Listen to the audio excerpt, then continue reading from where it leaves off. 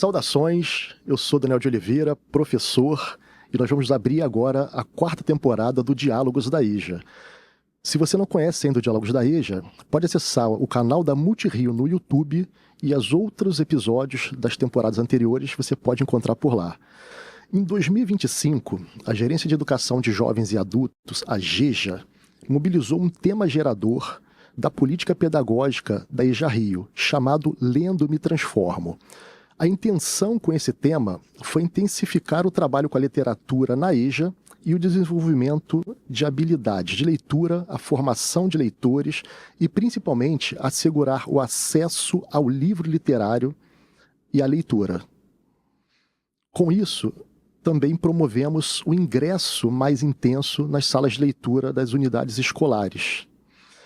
Em um país com mais de 9 milhões de pessoas analfabetizadas, não alfabetizadas, sendo cerca de 120 mil somente no município do Rio de Janeiro, foi de fundamental importância essa iniciativa para colaborar na superação de algumas dessas desigualdades sociais, como esses acessos ao livro. Para agir nessas dimensões e produzir os efeitos desejados, a GEJA lançou no início do ano letivo um documento chamado Orientações Pedagógicas da EJA Rio, número 7, que tratou desse tema, o Lendo Me Transformo, fazendo uma orientação para todas as escolas sobre esse processo de trabalho dentro do ano de 2025. Sem esquecer dos tipos, gêneros textuais e tudo isso, o pensamento maior foi introduzir e ampliar o contato com as autoras e autores indígenas, afro-brasileiros, africanos e latino-americanos, assegurando também a diversidade, a representatividade e a valorização de diferentes culturas, em especial aquelas que foram marginalizadas e invisibilizadas nesse processo durante muito tempo. Para conversar conosco sobre literatura na EJA, eu recebo nossas convidadas Mayara Matos, professora da rede, formadora da EJA dentro da GEJA. Ela é formada em letras, especialista em literatura portuguesa e africana de língua portuguesa pela UFRJ, tem mestrado e doutorado também em literatura portuguesa pela UERJ. Convido Pamela Souza, também professora da rede, formada em História da Arte pela UERJ, tem mestrado e doutorado em Educação pela UERJ e é integrante da GERER. E Joana Oscar, professora também da rede, gerente de educação para as relações étnico-raciais na SMR Rio, é doutora e mestre em educação pela UFRJ, formada em língua portuguesa também pela UFRJ e especialista em relações étnico-raciais pelo Cefet. É um prazer imenso estar com vocês aqui hoje e receber vocês. Prazer aqui é nosso, com certeza. Para aquecer a nossa conversa, vou começar então falando aqui com a Mayara. Trabalhar com literatura na EJA é importante? Eu já trago uma pergunta assim já de cara, que pode parecer meio óbvia, mas acho que às vezes até óbvio a gente precisa conversar sobre ele. E aí, é importante literatura na EJA? Primeiro agradecer esse espaço de coletivo, de construção, de reflexão. E eu respondo justamente com esse ponto, Daniel. Falar da literatura na EJA, trabalhar a literatura na EJA, é importante porque na EJA nós falamos de sujeitos que advém de um fluxo que nós não esperávamos, né? E assim como não esperávamos, precisamos esperar que a literatura também alcance esses sujeitos. Os gêneros, eles precisam, textuais, ser trabalhados em suas diversidades, mas a gente precisa experimentar esse avançar, né, nessa escolarização. E isso precisa nascer desse ponto que há entre os sujeitos que nascem na EJA e que são da EJA, que são sujeitos do nosso cotidiano. Então, parece estranho, né, pensar em literatura na EJA se eu não penso que ali eu tenho um sujeito que pode experimentar literatura, né? E que talvez experimente e que nós não tenhamos conhecimento ou acesso a essa experimentação. Então, a literatura, se eu penso que ela não é para ser, né, trabalhada na EJA, eu estou pautada em uma visão bastante preconceituosa. E por que não na EJA? Não é? Por que só na academia? Por que só nos espaços colonizados, né? Espaços de colonização que não respondem ao público da EJA, né? Que é o público majoritariamente carioca, né? Então, a literatura na EJA precisa ser trabalhada, certamente.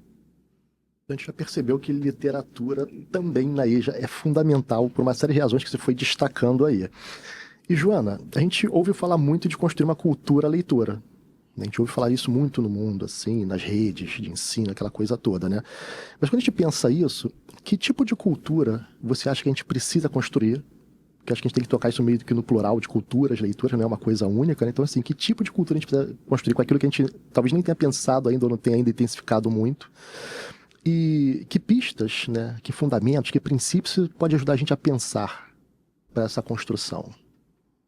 Eu vou fazer um gancho aqui com a Mayara, À vontade. Que a literatura, na verdade, ela precisa estar em todo o processo de aprendizagem, desde lá da educação infantil.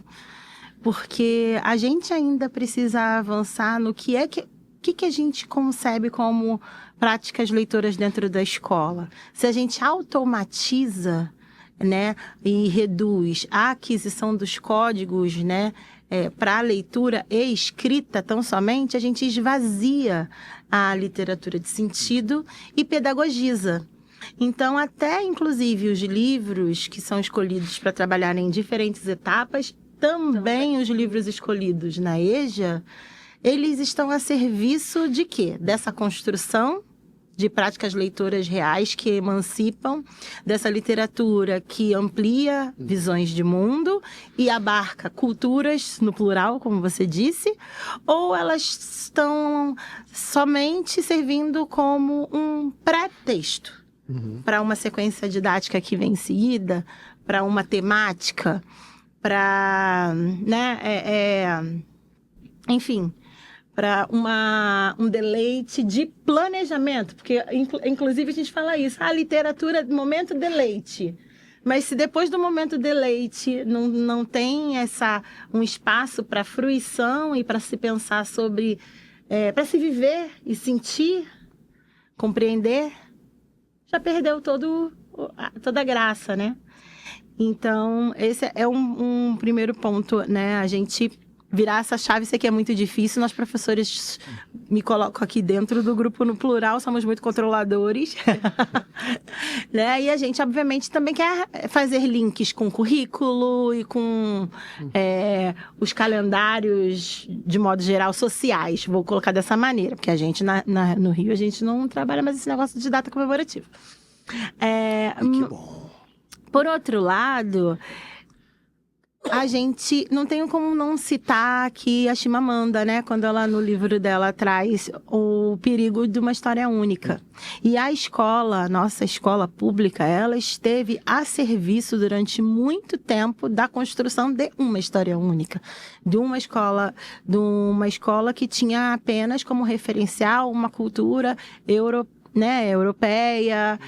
com princípio eurocêntrico, que negava outras identidades, que negava, que compartimentava saberes. Então, o que você trouxe da questão dos gêneros, né? Os gêneros textuais, eles estão a todo momento na vida das pessoas, não só dentro do espaço escolarizado, e a gente precisa saber compreendê-los, compreender esses significados. E então acho que o que a gente tem de pistas hoje é, primeiro, se interrogar se o que a gente tem dentro das salas de leitura ou das salas de aula ou dos nossos próprios acervos como profissionais reforça uma história única. E a gente, compreendendo que reforça, precisamos ampliar repertório. E o repertório precisa ser aquela coisa um pouco nenhum a menos. E eu acho que a gente, até fazer uma virada de chave, de fato, a gente tem que ter os lembretes. Sabe? Aquela coisa do post-it vou propor isso aqui, mas que grupo étnico-racial está de fora dessa discussão que não está dialogando com a realidade dos meus estudantes?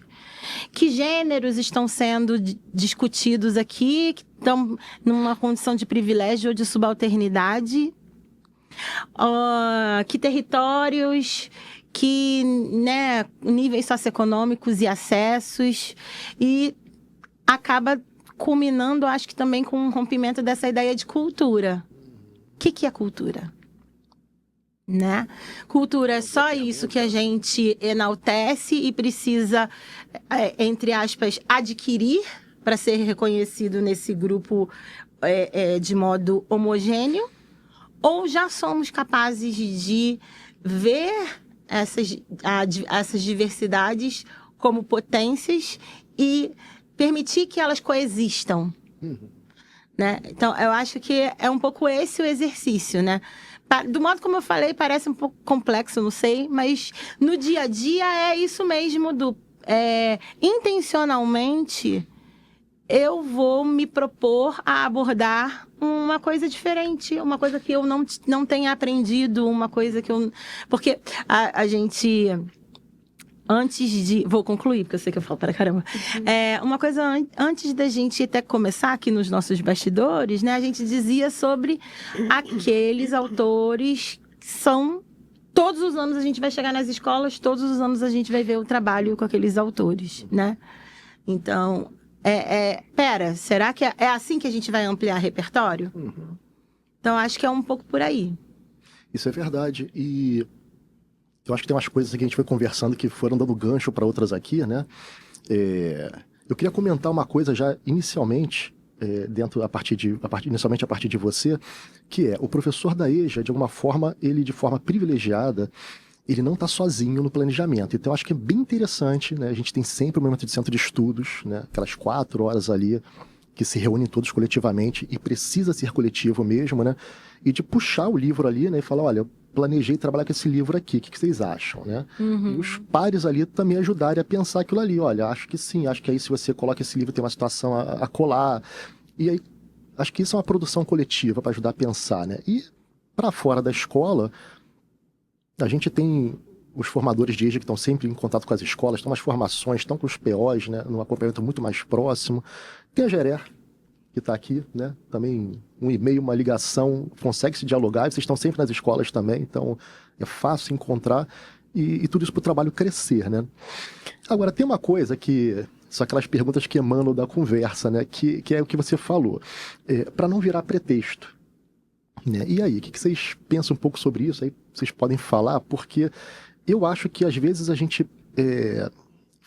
transforma a vida em algo acadêmico para estar dentro da cabeça da escola. Aí vocês pensam se é por aí e digam se eu estou enganado também, né? E nessa transposição que a gente didatiza essas coisas, né? Acaba às vezes até artificializando um pouco essa situação, né? Então assim, com a literatura vocês percebem isso também? Ou seja, a escola poderia também pegar a literatura e usar a literatura na intenção da própria literatura sem ter necessariamente que depois eu tenho que fazer alguma coisa com isso, mas vamos fazer isso daqui, né? Bom, assim, na verdade, a literatura como pretexto é o fazer do que não é experimentar a literatura, né?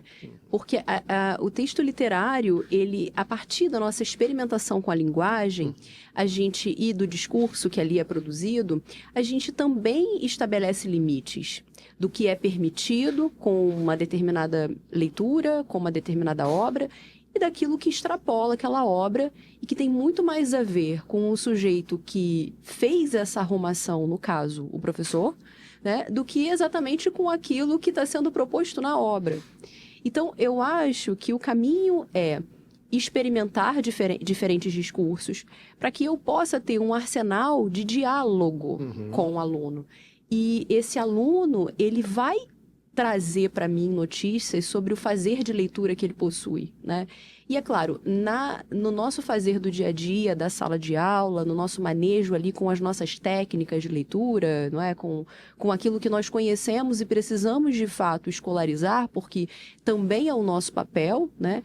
E eu acho que de servir ao outro, né? Na linguagem matemática, na linguagem da literatura, né? Eu não estou usando como pretexto, não estou permitindo que não ouvir o aluno, então é preciso que essa audição seja, né, grande, e mais do que isso, fazer com que a gente chegue a essa literatura acadêmica, né, a partir do que ele traz como experimentação da leitura. Então, algumas frases do meu fazer de experimentação com a linguagem na sala de aula me marcavam muito, como, por exemplo, meu aluno não lê. Não é? Bom, e aí eu me pergunto, seu aluno não lê ou talvez nós não tenhamos conseguido acesso ao que ele lê, né? Boa pergunta, porque Mayara. essa é uma boa pergunta, porque se ele gosta de um determinado fazer de experimentação num TikTok ou no Reels, né, nas nossas ferramentas atuais, eu tenho como chegar a uma literatura acadêmica, né? E a gente tem tantas informações a respeito de métrica, versificação, que são experimentadas no TREP, né? Que são experimentadas e eu, de um saber que não é esse, que não é desse conhecimento, eu não vou ter acesso. Mas eu preciso sair, me destituir do meu saber acadêmico, né? E acreditar nisso e me deixar entrecruzar. Né? E é claro que, como Joana comentou, a gente está experimentando diálogos, a gente está experimentando lugares. Então, eu posso auxiliar com a minha leitura, né? Mas eu também preciso ter um ouvido grande para saber como é que a leitura dele chega até esse universo, passeando, né, por esses espaços de discurso. Mas para isso é preciso a gente sair desse nosso lugar de saber, né, com S maiúsculo, e descobrir um outro saber, né? Que eu acho que é muito mais gostoso para uma sala de aula, né? E é legal que acho que uma das pistas boas aí acho que é ouvir, né? Ouvir para não desperdiçar a experiência, né? E aí, Pamela? Não, eu acho que isso que a Mayara está falando também conversa com o que a Jojo falou sobre como a gente abre espaço para múltiplas culturas, né? Porque eu acho que quando a criança é muito pequena, a gente até coloca ela num lugar de que ela está ali aprendendo, né? Mas quando você recebe uma pessoa no público, o público da EJA, por exemplo, que é um adulto, uma pessoa que já tem uma trajetória de vida ali, né? Então, acho que com essa escuta, como se abre espaço para que outras culturas estejam ali? Porque antes era isso, a gente ia à escola para aprender a cultura. Essa é a visão que se tinha em relação às pessoas indígenas, né? Vocês vão lá para receber a cultura e não E pessoas negras também, nós vamos lá para entender, para nos transformar, né? Nós não temos cultura. E acho que quando a gente abre esse espaço, esse lugar, né, abre o corpo inteiro para ouvir o que essas pessoas estão trazendo, você abre espaço para essas múltiplas culturas e para múltiplas narrativas também, né? Para diferentes obras que podem ali, que essas pessoas têm a oferecer, porque elas têm um repertório, elas já têm esse repertório. A criança também já tem, mas é isso, é muito mais fácil colocar a criança ali naquele lugar, né, de que vai receber e vai se transformar em alguma coisa. Com o adulto são outras trajetórias mesmo. O que essa pessoa traz de bagagem, né? O que ela traz no corpo, na memória, nas histórias que ela já carrega. Então, acho que como se abrir mesmo, se abrir para ouvir, para essas presenças, né? Para entender ali, acolher o que chega. Porque a gente chega muito na escola né, com essa ideia muito da formação também, né? Nós chegamos, a gente tem que chegar pronto, né? E, na verdade, a gente vai aprendendo com os estudantes. A cada ano, a cada encontro, a cada aula, é um lugar de aprender. E todo mundo aprende, não é só o estudante, né? Isso é verdade. E é importante porque eles trazem muita coisa, e muita coisa da base oral, mas também muita coisa que vem de experiências literárias, escritas mesmo, né? E com saberes bastante complexos, né? E isso é importantíssimo. Eu vou aproveitar que você está com a palavra. Literatura indígena. Você já percebe que ela tem um lugar hoje na escola? Que lugar é esse? Eu acho que a gente tem um percurso grande ainda, mas estamos caminhando. Acho que esse é um tempo importante, a gente consegue falar sobre a literatura indígena. Acho que durante muito tempo não se falou sobre isso, né? A gente hoje consegue questionar os acervos, pedir para que as pessoas olhem para os seus acervos. A gente ainda tem um olhar para a literatura indígena que ainda é muito folclorizante, dessa produção literária como um folclore. Isso não é culpa das pessoas, é um projeto. A gente vive esse projeto de de país, né, que apagou as pessoas indígenas. Esse processo é uma luta mesmo dos movimentos e nossa, enquanto educadores. A gente ainda tem esse olhar ali para as produções como algo muito, muito afastado de uma realidade que a gente não compreende, e acho que tem a ver com essa questão cultural também. As pessoas não olham para para as histórias, para as cosmopercepções indígenas com o olhar de que ali é uma cultura diferente e o quanto uma cultura é complexa. Quando a gente vai ler uma literatura europeia, por exemplo, é uma história francesa, e aí você tem ali elementos que a gente não compreende, mesmo com a tradução, porque está falando de uma outra cultura, isso é muito bem aceito, e aí você vai lá pesquisar, mas por que o autor está dizendo isso? Por que está dizendo aquilo? A literatura indígena, as pessoas fazem uma leitura como se fosse um folclore mesmo, uma coisa que a gente lê e não compreende muitas coisas, porque ali tem elementos daquela cultura que é diferente de todas as culturas indígenas, né? Entre todas as culturas indígenas, a gente está falando de 305 povos. Então, cada povo vai trazer ali nesse processo elementos da sua cultura que são incompreensíveis, que a gente vai ter que ali aprofundar, né? Então, eu acho que a gente está nesse processo aí mesmo, e é um processo coletivo, não é um processo que é só pegar um livro e levar para os estudantes. Nós estamos nos formando para olhar para essa literatura com respeito mesmo, com o respeito que ela merece, com as produções ali das pessoas indígenas, de como é complexo, né, o que está se dizendo e, enfim, eu acho que a gente tem um caminho aí. E acho que um dos caminhos também é olhar para o que se tem nos acervos das escolas, né? Acho que isso é uma questão importante, porque muitas vezes é uma estantezinha ali, você conta uma caixinha com acervo de literatura indígena. E se a gente tem 305 povos, se a gente tivesse um livro sobre cada povo, já seriam mais de 300 livros. Então, como se olha para esse acervo também como um lugar de formação dos professores. E para nós é essa transformação do nosso olhar para essa literatura, para essas produções, né? Porque a gente está falando da escrita alfabética, mas quando a gente pensa a questão indígena, você tem os grafismos que são escritas, a gente tem a própria arte, o que se diz a partir disso, né? Eu acho que a gente, enquanto pessoa indígena, nós aprendemos que esse lugar da escrita alfabética não pode ser... A gente precisa estar ali participando e produzindo também nesse lugar, mas tem outras formas de escrita que são produzidas por povos indígenas. Então, acho que essa é a principal questão. Como nós, enquanto educadores, estamos ali olhando, lendo, aprendendo. Eu acho que esse é o processo, nós estamos aprendendo. E, de novo, assim, parece que a gente precisa chegar com todas as respostas na sala de aula, com tudo pronto. E não é assim, nós estamos nos formando a cada dia. Então, acho que a gente está nesse processo, eu fico animada. Fico animada quando eu vejo que a gente lançou a lista da GERER e, sei lá, um mês depois, a gente já tinha um monte de outros títulos que já tinham sido lançados de literatura indígena. A gente tem aí mesmo muita coisa aparecendo, né? Mas eu acho que é isso, a gente precisa se abrir para aprender com essas... Mais aberta ao novo também, né? Sim, e assumir que a gente não sabe tudo, né? Isso é tão bom, não saber tudo, a gente não está aberta a aprender com o outro, né? A entender ali a partir da história da outra pessoa, e acho que é o que a gente está comentando aqui, né? Como a gente se abre mesmo pro... É verdade, e tem um ponto aí...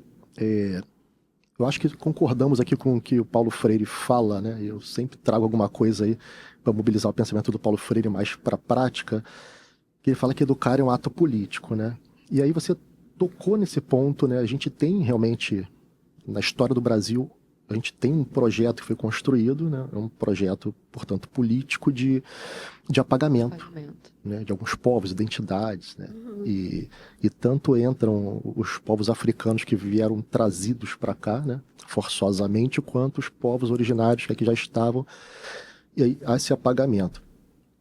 Eu acho que o professor ele precisa já nesse momento que a gente está, já pelo menos nesses últimos 5 anos, eu acho que a gente está nessa tensão há muito tempo, mas pelo menos nos últimos 5 anos aí, que tem o nascimento da Gerer, né? São 5 anos, né, Joana? Então, pelo menos com isso, começar a entender o que a gente quer dizer com esse projeto, educar é um projeto político, né? É um ato político, né? Porque se a gente ficar na mesmice, né, de continuar com aquelas mesmas literaturas de origem europeia, né, as mesmas literaturas brancas, as mesmas literaturas, né, com um certo ponto de vista da cultura, né, a gente está, de alguma forma, endossando esse projeto político. Que a gente está falando assim, olha, eu vou privilegiar livro tal, não olho nenhum dos outros, então eu continuo dentro do projeto político de apagamento, né? Eu reproduzo esse apagamento. Pois é, algumas pessoas falam assim, mas tá querendo dizer o que com isso, né? Que tá se reproduzindo racismo? Sim, está se reproduzindo de alguma forma, porque você continua apagando, né? E o trabalho da escola poderia muito mais, a gente fala isso assim, porque poderia muito mais olhar para os outros lados, né? E falar, poxa, olha só quanta coisa bacana, né? E aí você tocou na lista da Gerer, que aí eu queria trazer a Joana para falar um pouco sobre ela,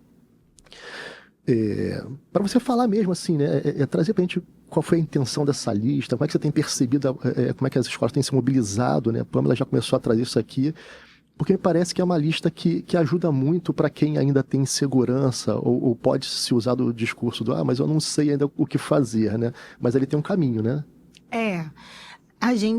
Vou dar um passo para trás rapidamente, só porque esse projeto de apagamento foi tão bem arquitetado e ele funciona tão efetivamente que às vezes nós professores não nos damos conta dessa reprodução. Então a gente diz, não, mas precisamos ensinar os clássicos. Mas quem são os clássicos? Pois é.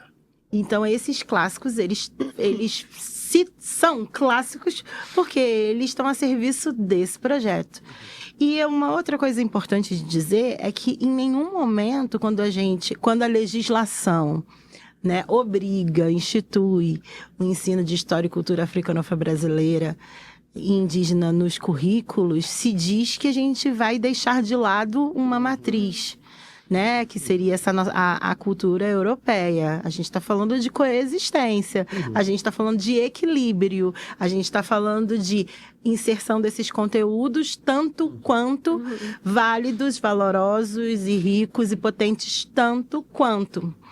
Porque a gente, no primeiro ano da lista da Gerer, foi um pouco isso, né? A gente estava ali com uma Bienal na rua.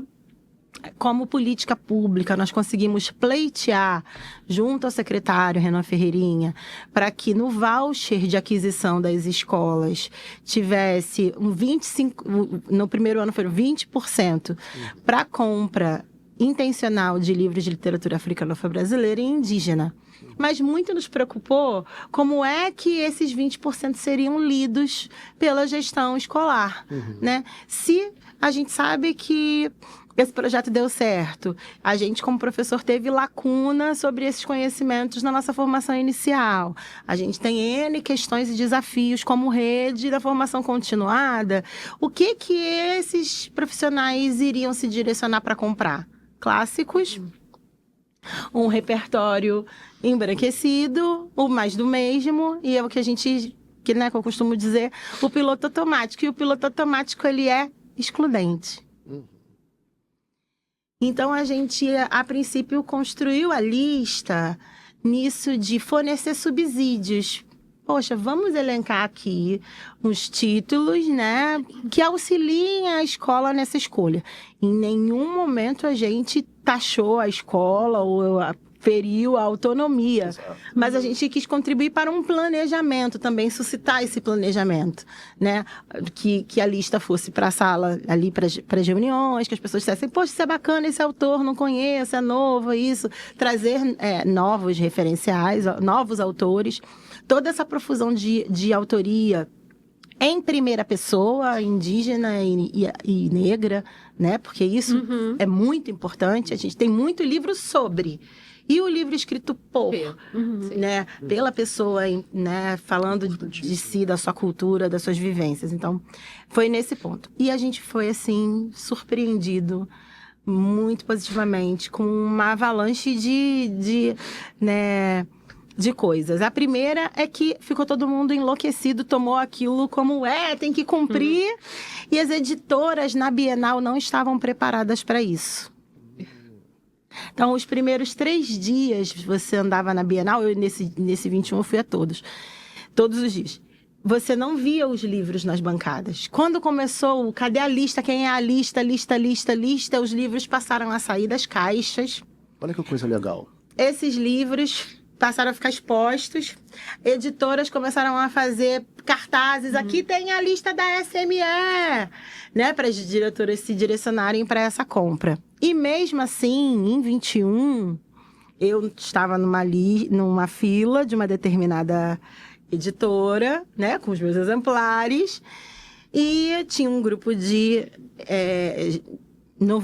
acho que gestores, porque são eles em sua maioria, né? Ou no máximo a sala de leitura ali na minha frente, elas dizendo: ai, que saco, vou comprar esses livros aqui de preto, que depois eu vou comprar aqui o que eu quero realmente comprar. Então, como um deleite pessoal, o livro é para mim, não é para escola. Pois é, mas isso também foi muito importante porque a gente fez um levantamento, a gente colocou um formulário na rua para ter uma devolutiva de que livros foram comprados, e a gente, uma das devolutivas mais gritantes que demonstraram que a gente tinha feito uma estratégia muito assertiva foram as escolas sinalizando que daquela lista, que na época tinham 257 títulos... 257? A primeira, de 2021. As escolas não tinham nenhum título daqueles 257. Esse é um dado incrível para a gente pensar, né? Posteriormente, eu vou concluir, mas só para você entender o avanço, né?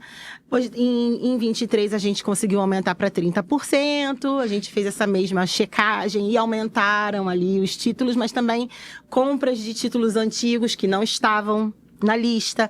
Então, tem uma resistência nossa, sabe? Não, mas espera, tem aqui um recurso, para que eu vou comprar o Iracema? Já tenho aqui, né, 20, você abre a sala de leitura, bati no microfone, tem 20, e uma outra coisa que a gente viu é que tem alguns títulos que a SME, né, e falando todos nós, compramos toda a Bienal, os mesmos. Então, o que faz a gente comprar os mesmos todos os anos?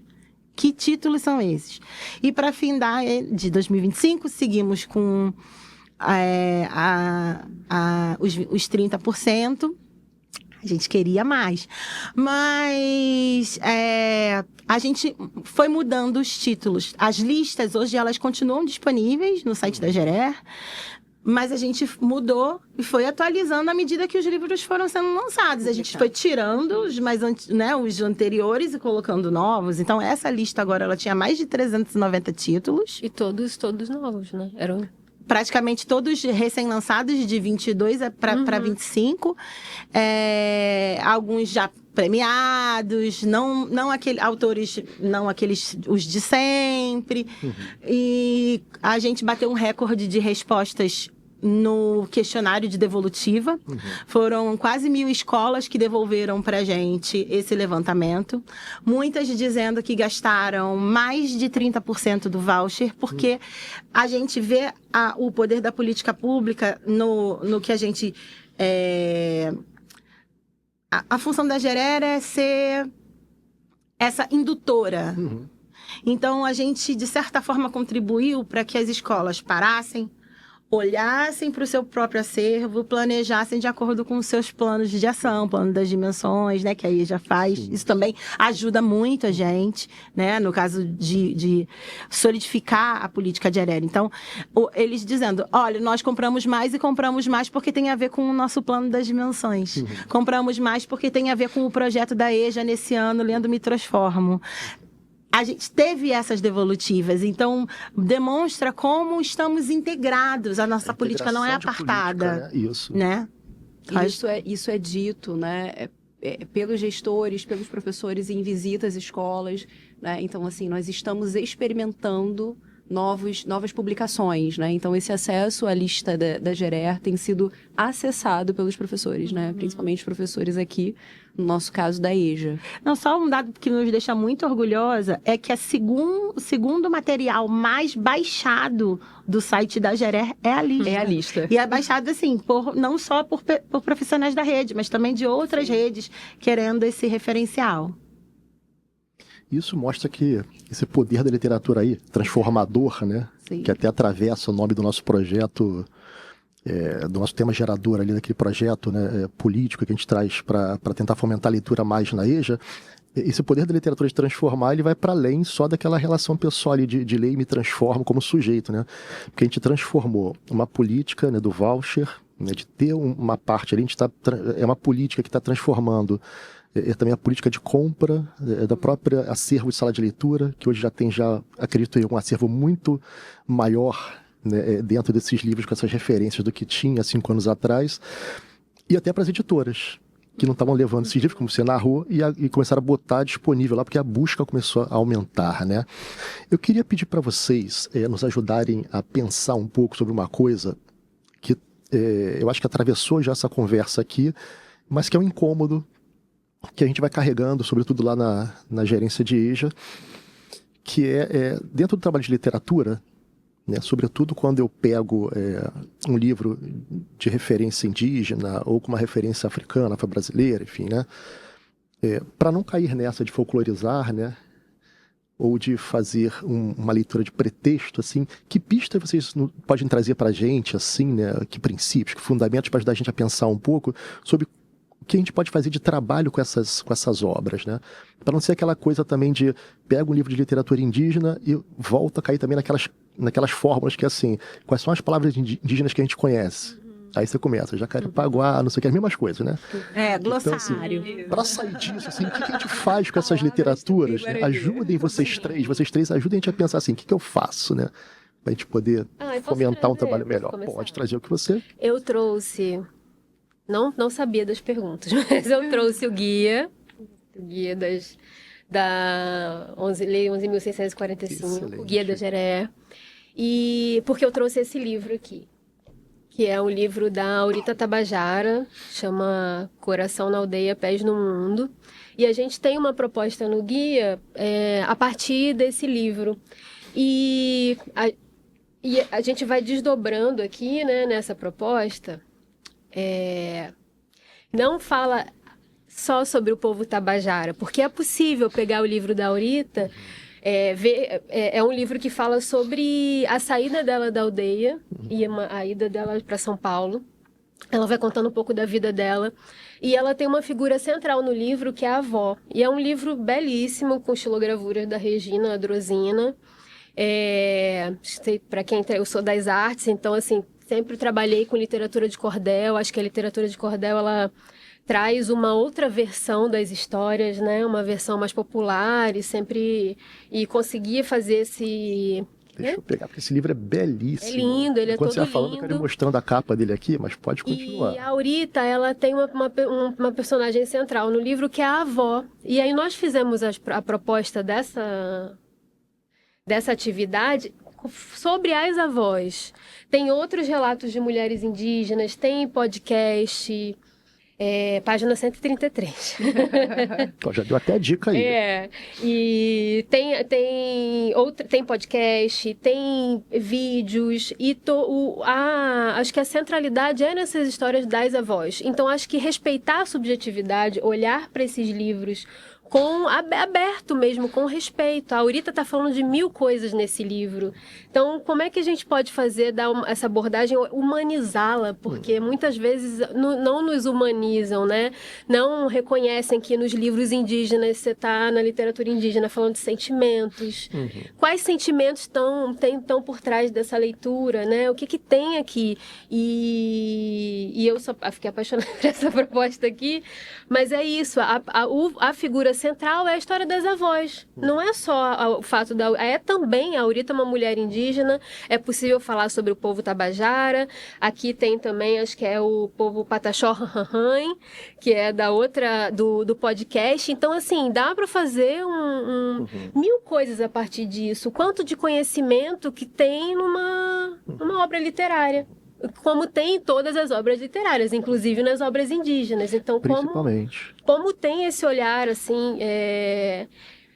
É isso, acho que é um olhar respeitoso mesmo, de reconhecer que aqui tem um trabalho artístico, que a Aurita é uma escritora, que os escritores indígenas estão fazendo aí esse trabalho seríssimo, que a gente tem aí muitas referências de escritores indígenas, Daniel Munduruku, que é um professor, pesquisador, e a gente conhece bastante o Daniel, e ele é uma figura muito importante.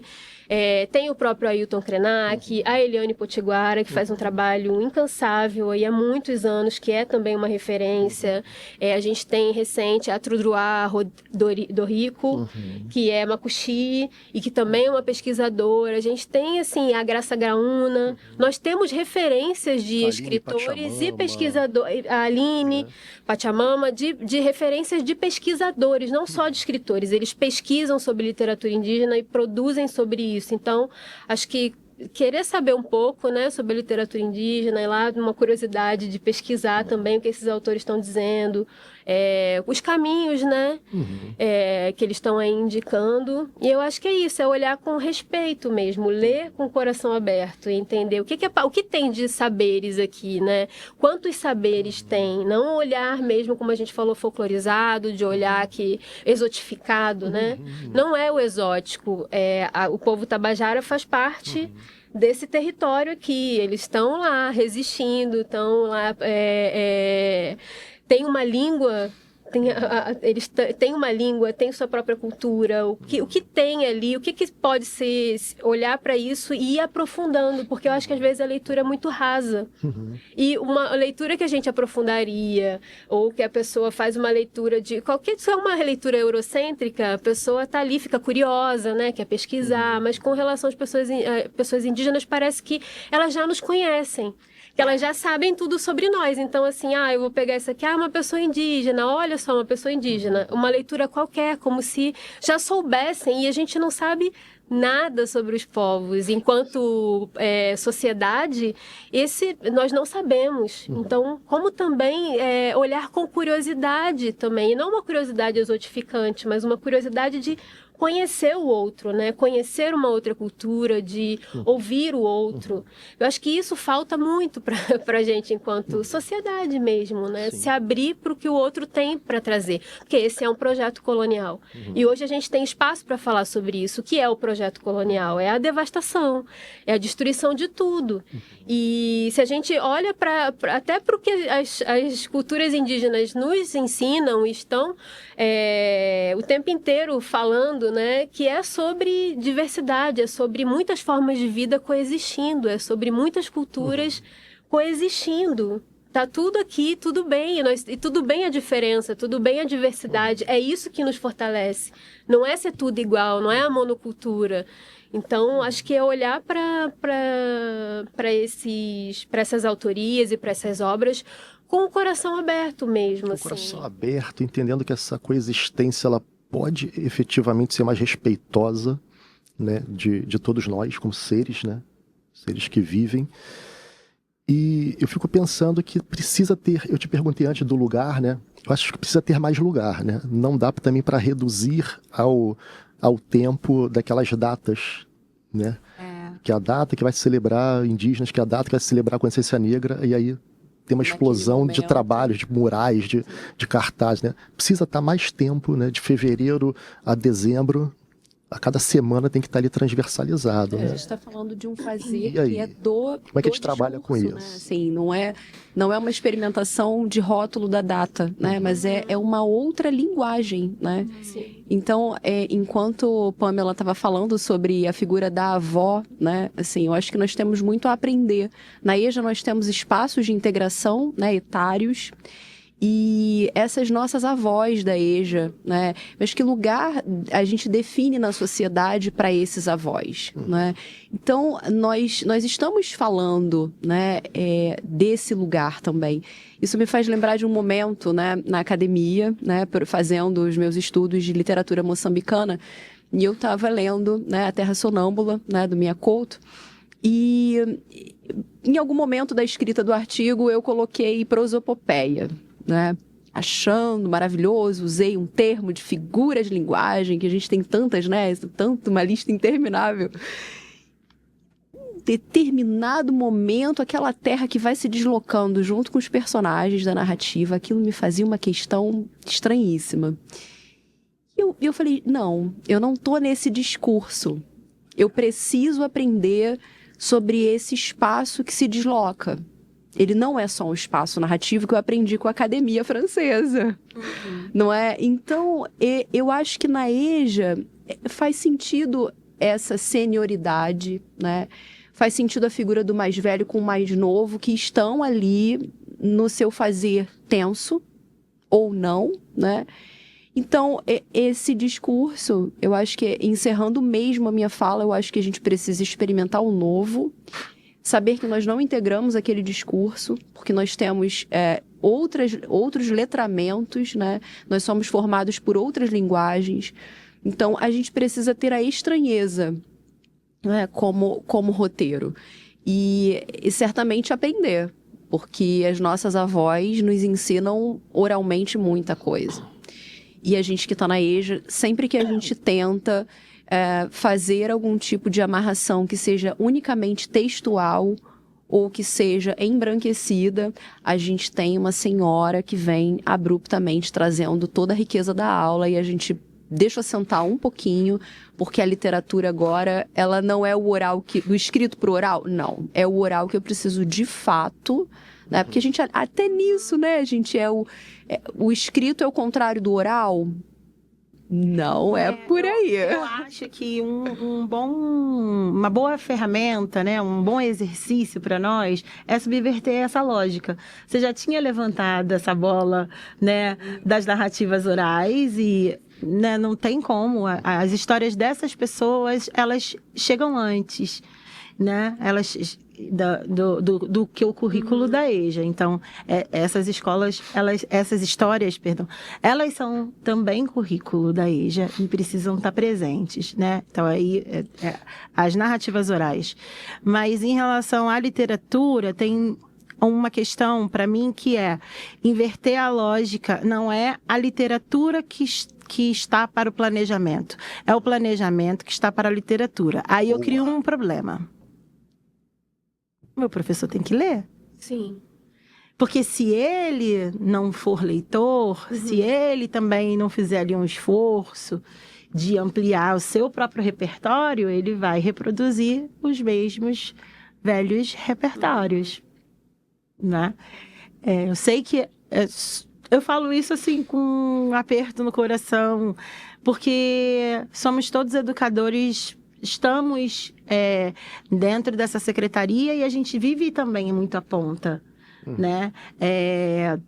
Você vive pela formação, né? E a gente vive pelo território educador, que, aliás, é muito bem sucedido na parceria com a EJA.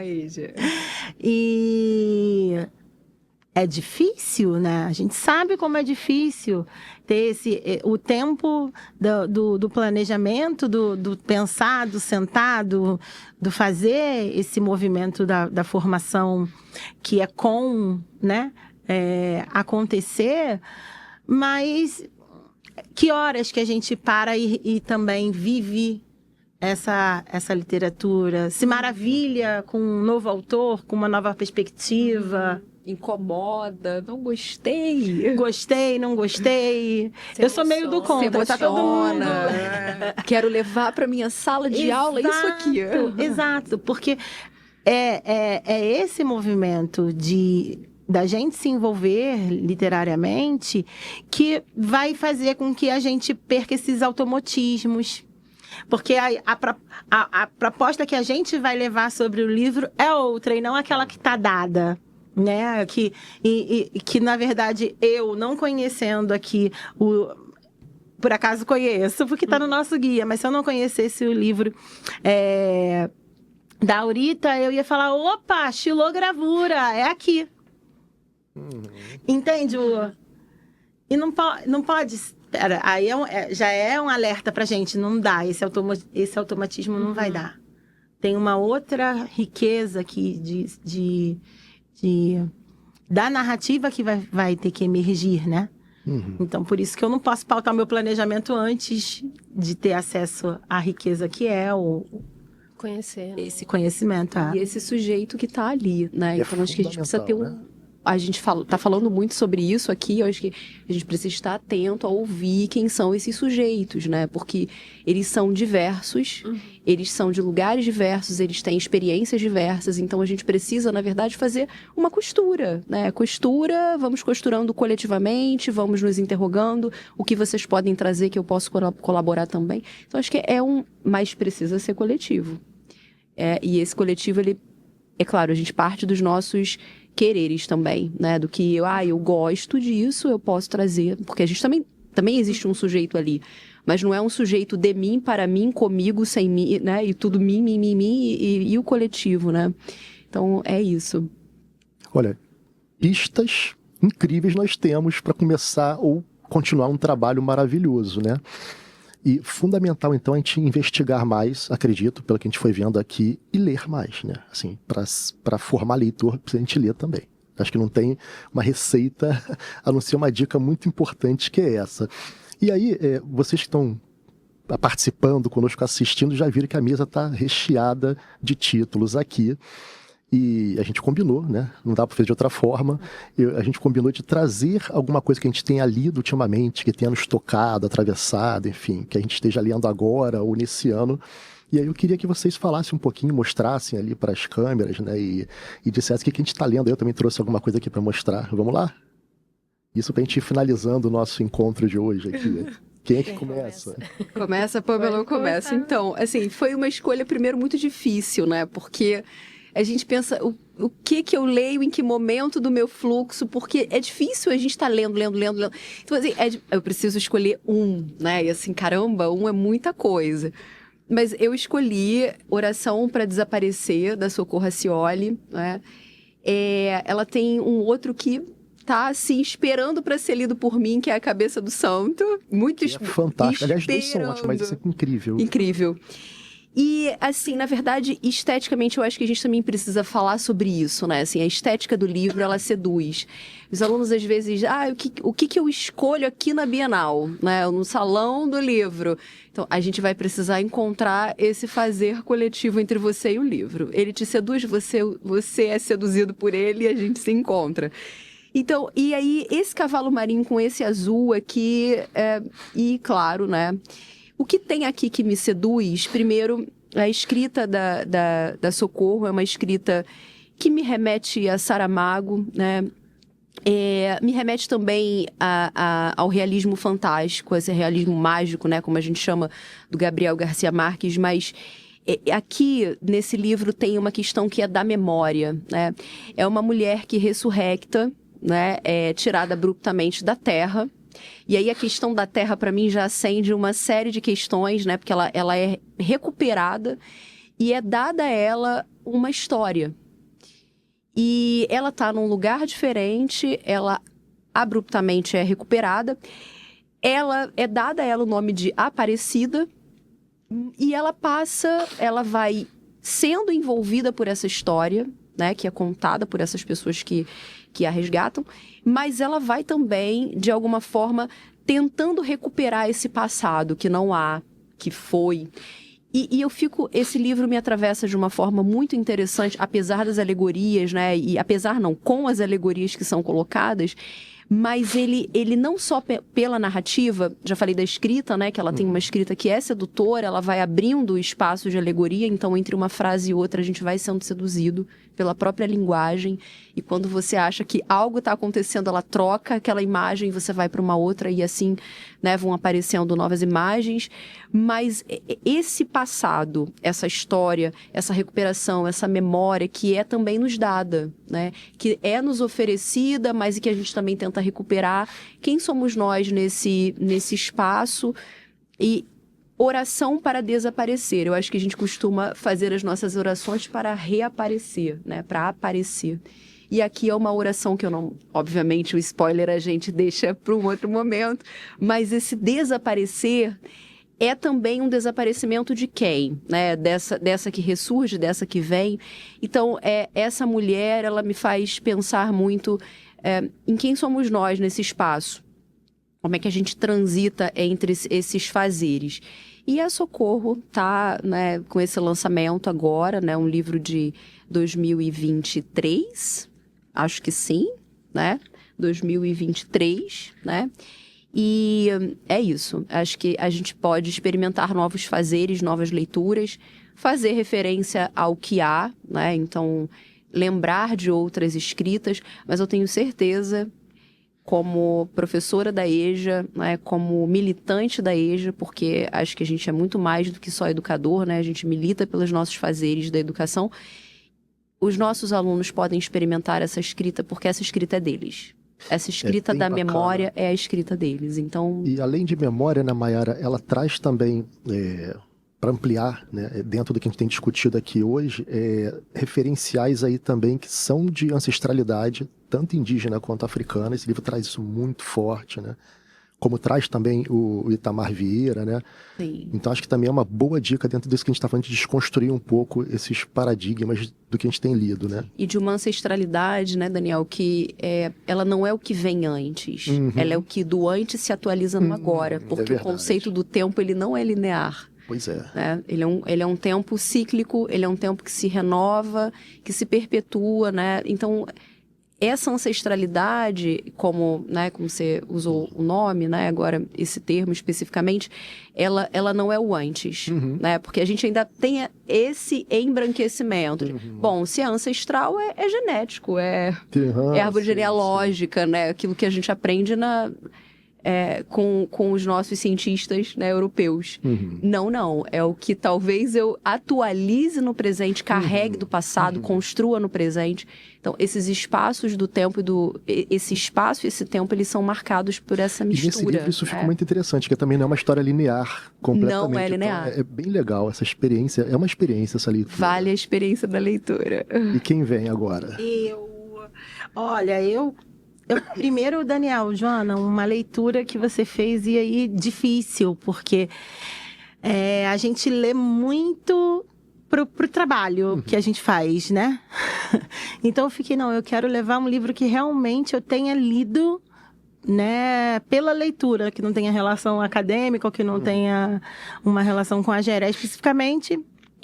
Então, eu escolhi o livro O Avesso da Pele, né, do Jefferson Tenório. E eu vou dar um spoiler. Né, rapidamente, aqui na contracapa, que é o que todo mundo pode ver. O Avesso da Pele é a história de Pedro, que após a morte do pai, assassinado numa desastrosa abordagem policial, sai em busca de resgatar o passado da família, refazendo os caminhos paternos.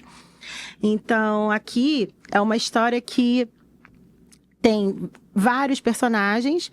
A princípio, que esse título sugere, O Avesso da Pele, que seria de Pedro... Isso vai se descortinando dentro do livro, porque todos os personagens têm pele. Então, tem muitas peles.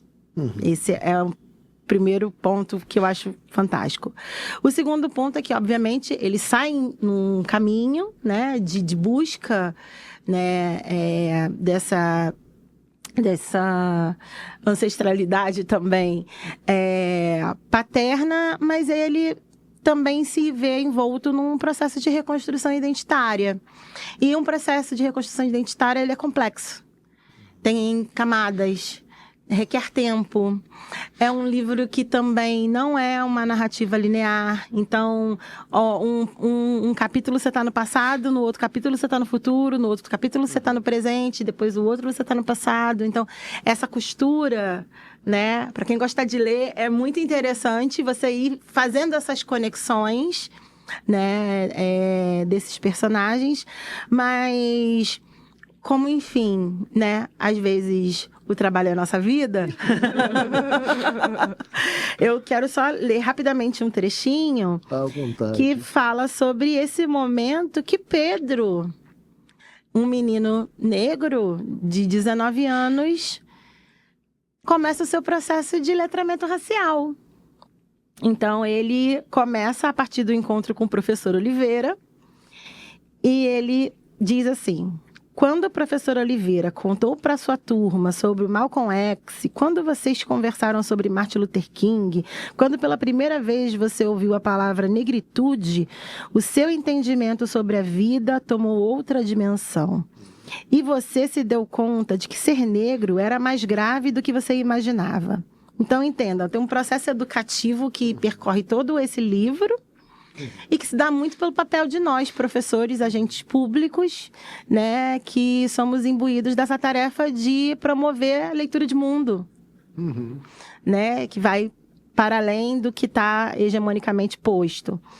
Mas o que acontece? Pedro tinha uma namorada branca e ele falava sempre para ela com muitos entusiasmos sobre essa aula, sobre esse professor, sobre tudo que ele estava descobrindo esse mundo e descobrindo a si mesmo. Então, Juliana, né, ela ficou um pouco chateada, porque quando ele saía do cursinho, né, ele falava só sobre isso. Entusiasmado. Só sobre esse pelas assunto. descobertas, né?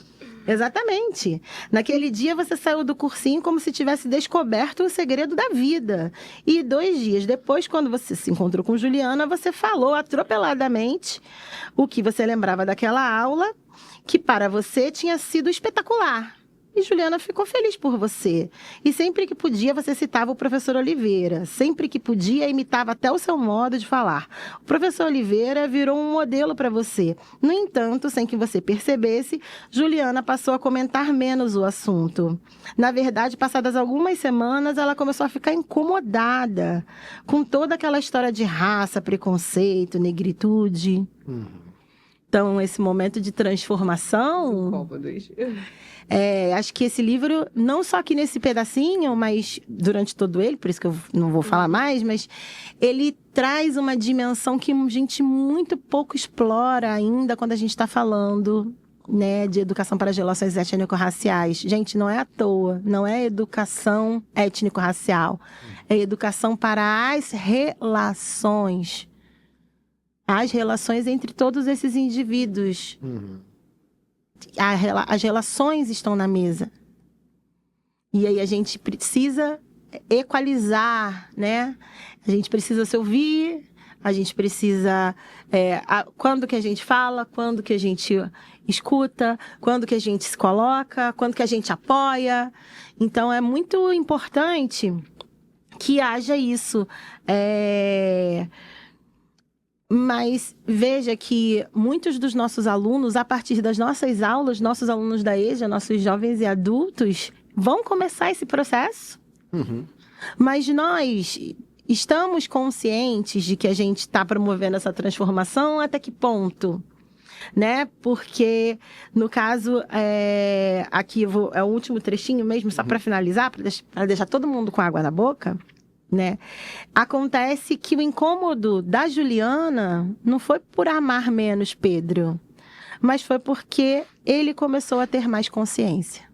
Olha só que legal. Olha isso.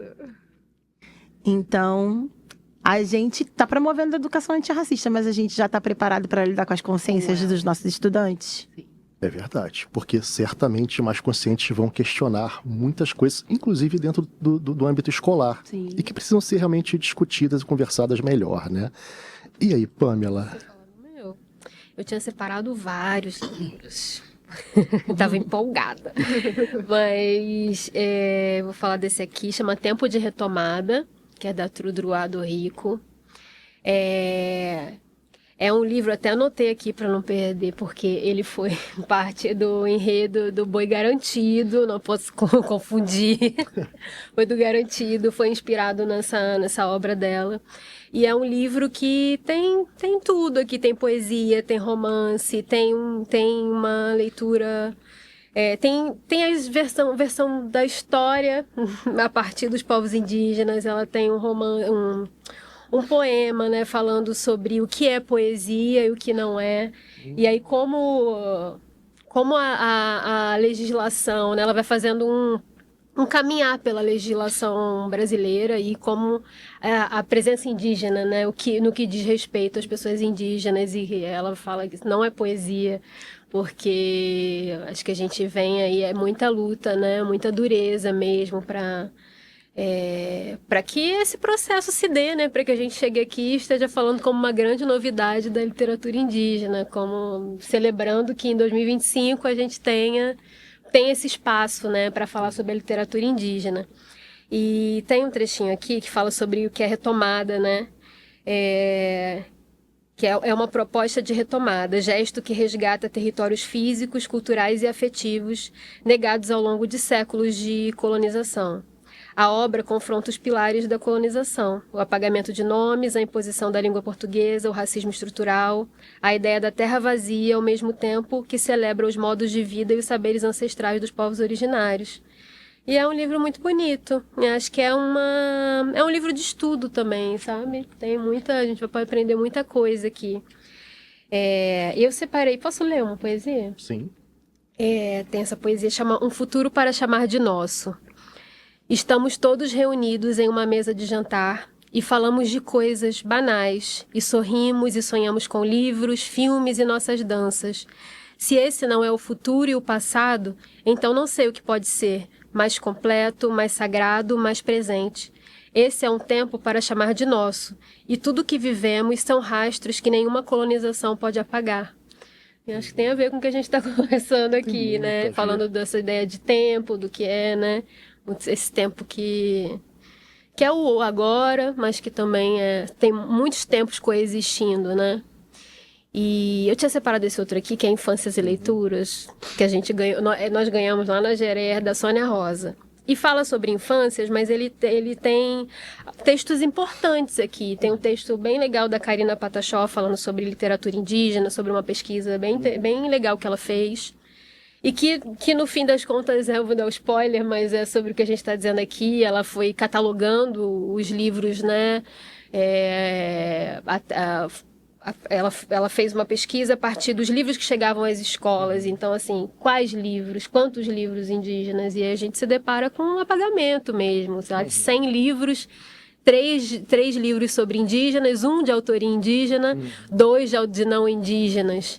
Então, também, né, quando a gente consome essas histórias, ou quando a gente consome esse repertório, quem está falando aí a partir desse processo de escrita, que é importante também pensar, né, que é muito importante. Eu tinha separado um outro trecho aqui, posso ler? Eu tô leitora. De um texto do Thiago Haki, chama Manifesto e Literatura Indígena, um rio de muitas histórias. E é um trecho muito bonito, assim, o Thiago Haki, ele tem livros dele nas escolas, ele escreve poesias, lindas poesias. E aí ele fala sobre a questão da literatura indígena, que ela nasce da oralidade, ela nasce sempre da oralidade. E tem alguns pilares, né, que é a oralidade, a escrita e a questão da ancestralidade mesmo. Então, ele fala assim: a escrita é como a canoa singrando as águas do rio, em uma beleza que sabe aonde quer chegar, sabe o caminho dos igarapés, sabe navegar por entre as árvores do tempo, entre as canaranas e os rebojos das lembranças, que desvendam florestas aquáticas para chegar em um lago ou em outro tempo de memórias e vivências da ancestralidade. Por isso escrevemos, para resistir, para existir a todas as intempéries dos apagamentos históricos, para deixarmos de ser invisíveis e permitir que as gerações que virão possam dar continuidade à primorosa festa que a literatura indígena vem construindo, não apenas nas narrativas, mas também no canto poético presente na escrita de cada indígena. Olha só, mas é muita coisa incrível, né? Eu também separei aqui uma dica, e vou ser bem rapidinho, que a gente está caminhando para o nosso encerramento. E certamente se tivesse uma plateia aqui, ia falar, pegar a referência, né? Então, olha só, Tortarado, eu acho que ele é premiadíssimo, acho que ele não pode ficar de fora das nossas dicas, né? Assim como a gente falou da Aline Pachamama, que a gente falou alguns nomes aqui que são importantíssimos, né? Tem a Conceição Evaristo, né? E essas leituras aqui, elas estão fazendo parte de um movimento pessoal meu, essas que eu escolhi, né? Que desde o finalzinho do ano passado, mas mais intensamente esse ano, eu falei assim, olha, igual a Joana, né? A gente só lê coisa de trabalho. Eu falei assim, eu vou começar a voltar a ler literatura, né? Pela literatura em si. E fiz um movimento aí, né? Eu sei que esse ano eu já consegui dar conta de 6 livros que eu estava querendo muito ler. Torto Arado foi um deles. E eu também quebrei um pouco dessa lógica, né? Só o último livro agora, o 6º, quer dizer, eu já estou lendo o 7º livro já desse ano, mas só o 6º que foi um livro de um autor europeu, né? E os demais, não, os demais pegando sempre autores brasileiros, enfim, autoras, sobretudo. Torto Arado é incrível, né? Ela é uma discussão central aqui, a luta pela terra. Então é fantástico eu não vou alongar muito por causa do nosso tempo, mas é isso, a questão da terra é central aqui, mas também eles vão trazer muitas questões ancestrais, da religião, enfim, tudo tratado assim de uma maneira brilhante, né? E o Itamar, nessa trilogia, ele está indo para o 3º livro já dele, né? Que tá para chegar aí, enfim, então é uma trilogia que vale a pena. E o Stênio Gardel, com A Palavra que Resta, né, é um outro livro assim, que eu acho fantástico, né? E tem muito a cara da EJA, então acho que vale a pena conhecer, né? A Palavra que Resta, do Stênio Gardel, ele traz uma narrativa de um homem jovem, né? A princípio a história é um homem jovem que ele tem um relacionamento homoafetivo e por conta disso há uma repressão dessa relação e dessa vida dele por conta dos familiares dele e dessa outra pessoa com quem ele se relaciona, né? E é uma repressão bastante violenta, né? Que vai levar a histórias de família muito violentas nessa repressão da sua própria identidade e da identidade de algumas outras pessoas naquele núcleo familiar ali. E esse sujeito, ele vai viver a vida dele, enfim, e na trajetória ele carrega uma carta, né, desse par que ele tinha, né? Só que ele não sabe ler nem escrever. Então ele vai levar essa carta durante 50 anos na vida dele, sem saber o que ela quer dizer, então ele não abre, porque ele não sabe ler, e ele vai parar numa escola, né, numa sala de aula de EJA, onde ele vai começar ali a ter o movimento de leitura dele. Mas ao longo dessa história toda, né, além dessa história dessa carta, que é a história de muitos estudantes que a gente tem na EJA, que são pessoas que não sabem ler e escrever, há também uma construção da identidade, da subjetividade dele, né, enquanto homem, né, com essa... E que por conta daquela repressão dele, ele se torna altamente embrutecido em relação à identidade dele.